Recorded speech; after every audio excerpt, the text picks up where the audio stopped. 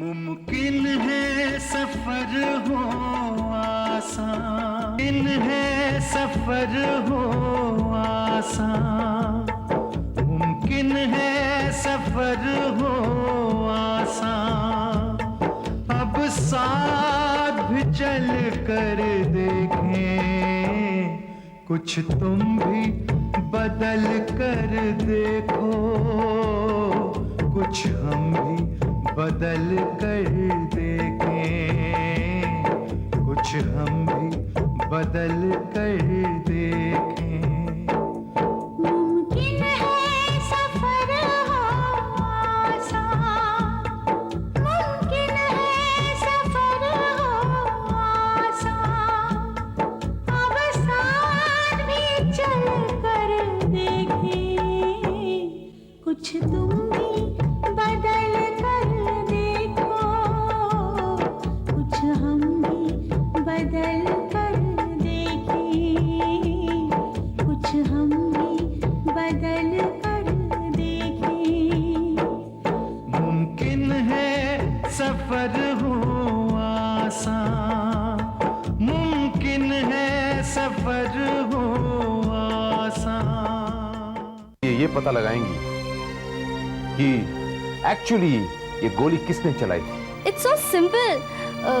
प्रमोद वर्मा ने, और किसने? देखो शक्ति सिंह, तुम बाबू को छोड़ दो और फिर उसका पीछा करो। Yes sir. देखो बाबू कहाँ जाता है। ये क्या कर रही हैं आप? ये क्या कर रही हैं आप? ये क्या कर रही हैं आप? What? जी हाँ, बाबू इनकाउंटर में मारा गया। आज मेरी भक्ति का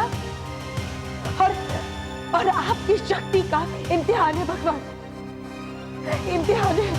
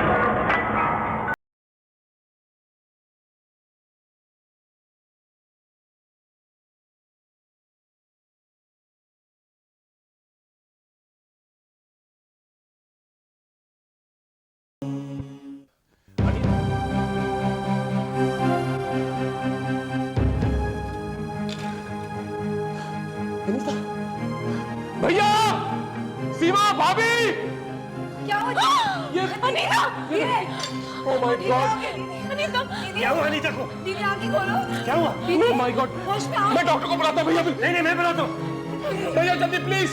दीदी, oh my God, Anita please, भैया डॉक्टर को बुलाओ जल्दी, भैया। हे भगवान, ये कैसा अपशगुन है? ये अपशगुन नहीं भाभी, ये तो भगवान ने खुद को बंधन से मुक्त किया है। इसका मतलब जानती हो भाभी, हमारे सारे कष्ट दूर होने वाले, हमारे सारे दुख दर्द दूर हो जाएंगे। भगवान ऐसा ही हो।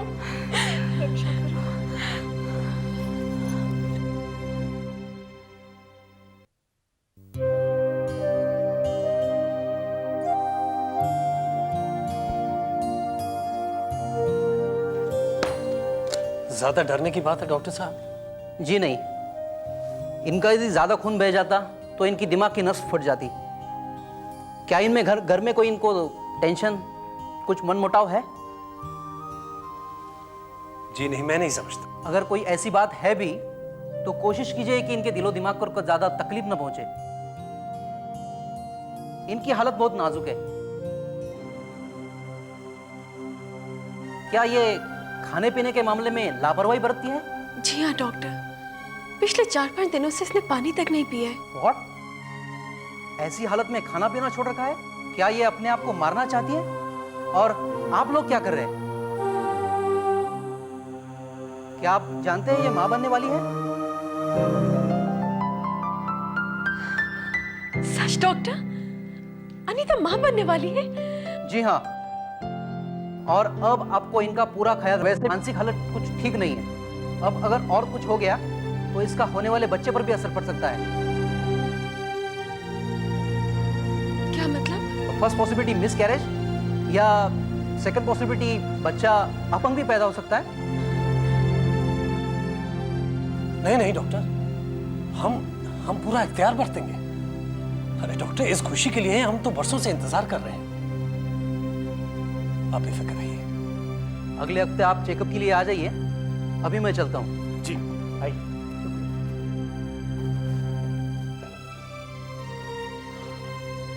मुबारक हो यश।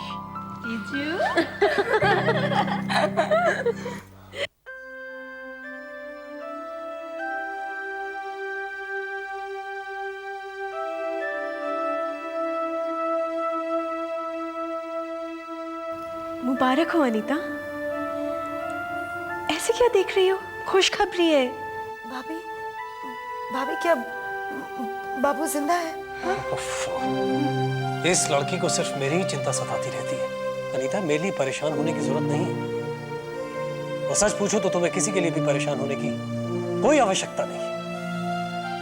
इससे तुम्हारी सेहत और खराब हो सकती है। माँ बनने वाली हो अनीता?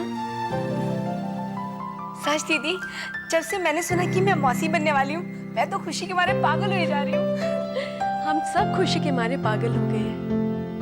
अनीता, गोद तुम्हारी भरने वाली है और मुझे ऐसे लग रहा है जैसे मैं माँ बनने वाली हूँ। सच अनीता, तुमने हमारा सपना साकार कर दिया। भैया, मैं आप लोग के सारे सपने अपने आंचल में समेट लूंगी, लेकिन इसके बदले मैं आपसे कुछ मांगना चाहती हूँ। हाँ, मैं हर चीज तुम्हें देने को तैयार हूं। मांगो। भैया, यश को माफ कर दीजिए। भैया, अगर आप दोनों इतने अलग अलग रहेंगे तो आने वाले मेहमान का स्वागत कौन करेगा? भैया, दीदी ठीक ही तो कह रही है। अपने लिए ना सही, आने वाले इस नन्हे मेहमान के लिए सही। काश अनीता कि मैं ऐसा कर सकता। आज मैं अपनी ही दी हुई कसम और फर्ज के बीच में फंस के रह गया। कसम मैं तोड़ नहीं सकता और फर्ज से मैं दूर नहीं भाग सकता। लेकिन भैया, अपनों के लिए तो इंसान कितने बार कसम तोड़ता है। तो आप आने वाले चिराग के लिए इतना भी नहीं कर सकते? उसे इतनी भी खुशी नहीं दे सकते? ये तुम क्या कह रही हो अनीता? मैं अपनी हर कसम तोड़ सकता हूँ, लेकिन तुम्हारी और आने वाले मेहमान की खुशी नहीं छीन सकता। थैंक यू भैया, थैंक यू वेरी मच। आज आपने जो मुझे खुशी दी है उसे मैं कभी नहीं भूल सकती।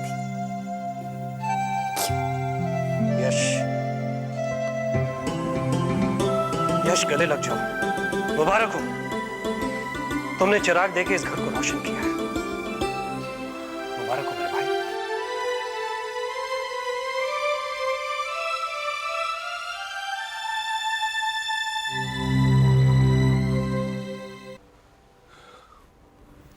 इंस्पेक्टर। जय हिंद सर। जय हिंद। जय Hind Shakti Singh. I am proud of you. I am really proud of you. हमारे देश को तुम्हारे जैसे मेहनती और ईमानदार लोगों की सख्त जरूरत है। Thank you sir, thank you. लेकिन सर, इतनी रात गए इस सुनसान जगह पे आपने मुझे क्यों बुलाया? कुछ जिम्मेदारियां बढ़ाने के लिए, कुछ ऐसे राज बताने के लिए जिससे तुम अब तक नावाकिफ हो। क्योंकि इंस्पेक्टर, तुम एक्टिंग बहुत अच्छी कर लेते हो। सर एक्टिंग तो आप भी बहुत अच्छी कर लेते हैं। अब देखिए ना, 4 साल से अपाहिज बनकर आकांक्षा के साथ रह रहे हैं और आकांक्षा को इस बात का इल्म तक नहीं है। लेकिन अब इस सच्चाई से पर्दा उठा दूंगा मैं। अब ज्यादा दिनों तक आकांक्षा दीक्षित को धोखे में नहीं रखूंगा। अब खैर, बाबू कैसा? दुनिया वालों की नजरों में मर के भी वो जिंदा है, लेकिन देखिए ना सर, बाबू को इस बात का विश्वास ही नहीं हो रहा है कि वो दुनिया वालों की निगाहों में मर चुका है। मासूम है बेचारा, आकांक्षा दीक्षित के जाल में फंस गया है। जैसे प्रमोद वर्मा और यशराज भाटिया। वैसे सर, ये आकांक्षा चाहती क्या है? उसका मकसद क्या है? बहुत ही घिनौना और खतरनाक मकसद है उसका। वो यशराज भाटिया और प्रमोद वर्मा के जरिए डिफेंस तक पहुंचना चाहती है और डिफेंस के सीक्रेट कोड हासिल करना चाहती है। तो क्या प्रमोद वर्मा और यशराज भाटिया उसकी हेल्प कर रहे हैं? नहीं इंस्पेक्टर, उन दोनों को तो यह भी नहीं पता कि आकांक्षा दीक्षित उनको एक मोहरे की तरह इस्तेमाल कर रही है।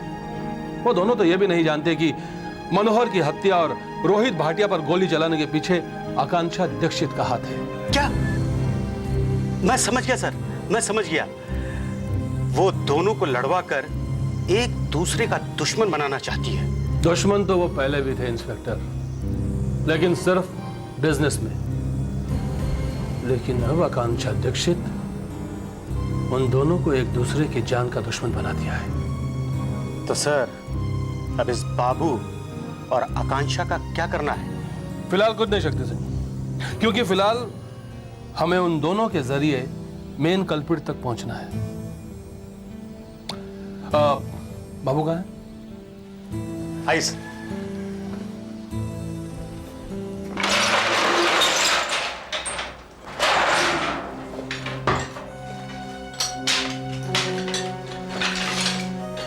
कैसे हो बाबू?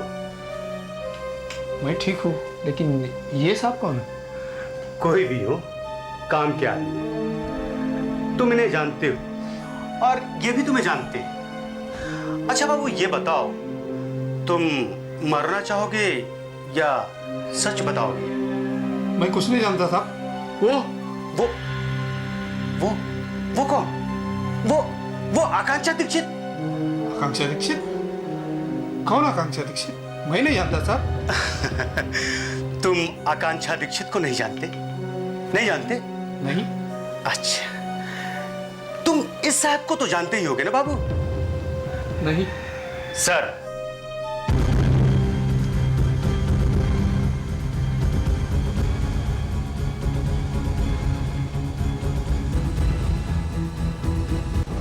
आप? क्यों? लेकिन आप तो अपाहिज। क्यों बाबू? मुझे अपने पैरों पर खड़ा देखकर तुम्हें खुशी नहीं हुई? नहीं साहब। अब तो आकांक्षा दीक्षित को पहचान गए होगे ना बाबू? नहीं साहब, मैं नहीं जानता उसको।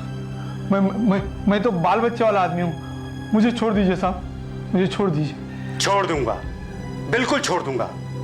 सिर्फ तुम इतना कबूल कर लो कि रोहित भाटिया पर तुमने गलत इल्जाम लगाया था और आकांक्षा के कहने पर तुमने मनोहर की हत्या की थी। प्रभाकर साहब, देखिए ना, आपके सामने आपके पत्नी पे ही इल्जाम लगा रहा है। आप कुछ बोलते क्यों नहीं उन्हें? बोलूंगा, जरूर बोलूंगा। आकांक्षा दीक्षित को भी और तुम्हें भी। मारिए साहब, मुझे और मारिए, लेकिन आप जानते हैं आप मैडम के साथ धोखा कर रहे हैं। आप जानते हैं ना? वो क्या करेगी? वो क्या करेगी? वो जान से मार देगी। हाँ, जान से मार देगी मुझे। नहीं बाबू, अब ये मौका हाथ नहीं आने वाला। अब तू और आकांक्षा दीक्षित दोनों जान से जाने वाले हो, जान से। दीदी, दीदी, आंखें बंद करो। आंखें बंद करूं? क्यों? करो ना, प्लीज प्लीज प्लीज प्लीज। अच्छा, हाथ सामने करो। क्या है सीमा? ले, अब आंखें खोल लो। ये क्या है? देखो लड्डू गोपाल। सीमा, थैंक यू। मेरी प्यारी अनीता दीदी के लिए ये छोटी बहन का प्यार भरा तोहफा।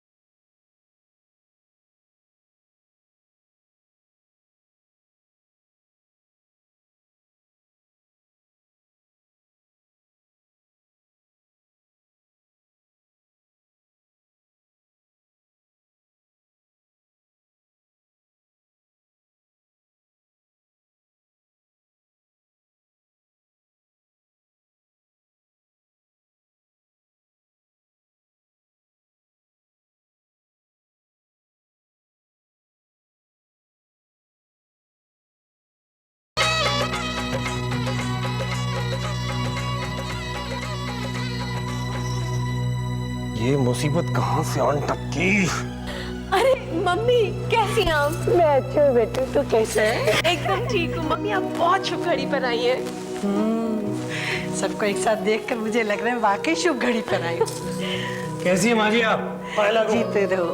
आप कैसे हो दामाद जी? बस आप बड़ों का आशीर्वाद है। हाँ बोल बोल के तुझे नहीं पहचाना। जीता है अभी तक भी वैसी शरारतें। अरे पैर पड़ो भाई, आशीर्वाद लो बड़ों का। जीती रहो, खूब फलो फूलो। दामाद जी बहू तो आप बहुत अच्छी लाए हैं, जिसके कदम पड़ते ही घर में खुशियां ही खुशियां छा गई। आप बिल्कुल ठीक कह रही हैं माँ जी, जब से ये आई है इस घर में एक नई खुशी आई है। सच। और अब तो कोई एक और नई खुशी आने वाली है माँ जी। तुम कौन? मैं अनीता दीदी की छोटी बहन सीमा। ओह, खुश रहो। दामाद जी जी जरा 1000 रुपए दीजिएगा। हाँ हाँ दीजिए ना माँ जी। अब जब इस घर में आप आई गई हैं तो ये पर्स आप ही रखिए। आओ बहू, आओ बेटा, ये लो। रख लो, अपना ही माल है। रख लो। मेरे पर्स उधर पड़ा हुआ है। जब बहू को पहली बार देखते हैं ना तो शगुन देना ही पड़ता है। सब तो बचा। फिर तो आपको डबल शगुन देना पड़ेगा। सच? वो किस बात का? क्योंकि अनीता माँ बनने वाली है। सच?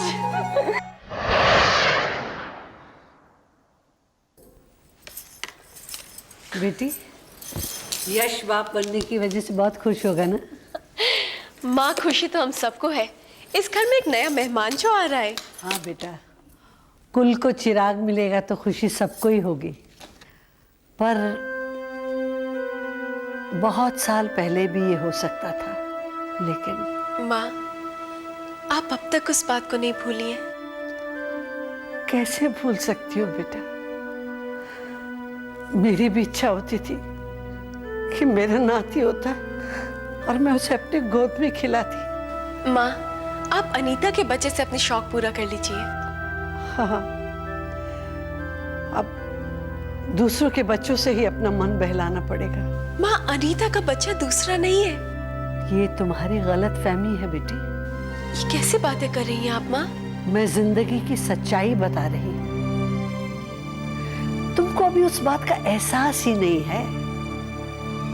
तुमने और दामाद जी ने यश के लिए क्या नहीं किया, अपना सब कुछ लुटा दिया। बोलो, मैं सच कह रही हूँ ना? क्या यश तुम्हारे लिए वो सब करेगा? क्यों नहीं करेगा माँ? माँ, आप यश को जानती नहीं है। वो हमें बहुत प्यार करता है और अनीता हमें बहुत इज्जत देती है माँ। ये प्यार, ये इज्जत सब उस दिन खत्म हो जाएगी जिस दिन अनीता माँ बन जाएगी और यश बाप। माँ, आप क्यों ऐसी बातें करके मेरा मन कमजोर कर रही हैं? वो एक अनहोनी थी जो हो गई। हाँ, वो एक अनहोनी थी। अगर वो एक अनहोनी थी तो इस होनी को भी मत होने दो। मैं समझी नहीं माँ। जैसे मैं कहती हूँ वैसे ही सब करो। क्या? वो एक अनहोनी थी, इस बात को तुम जानते हो यहाँ, पर लोग तो तुम्हें बांझ कहेंगे ना। माँ! बेटा, ये इज्जत, ये प्यार, ये घर, ये जमीन जायदाद सब कुछ चला जाएगा और उस वक्त तुम्हारे पास सिवाय रोने के और कुछ नहीं रह जाएगा। बेटा, मैं हाथ छोड़ती हूँ बेटा। अभी भी संभल जाओ, अभी भी संभल जाओ बेटा। अभी वक्त है, मान जाओ मेरी बात।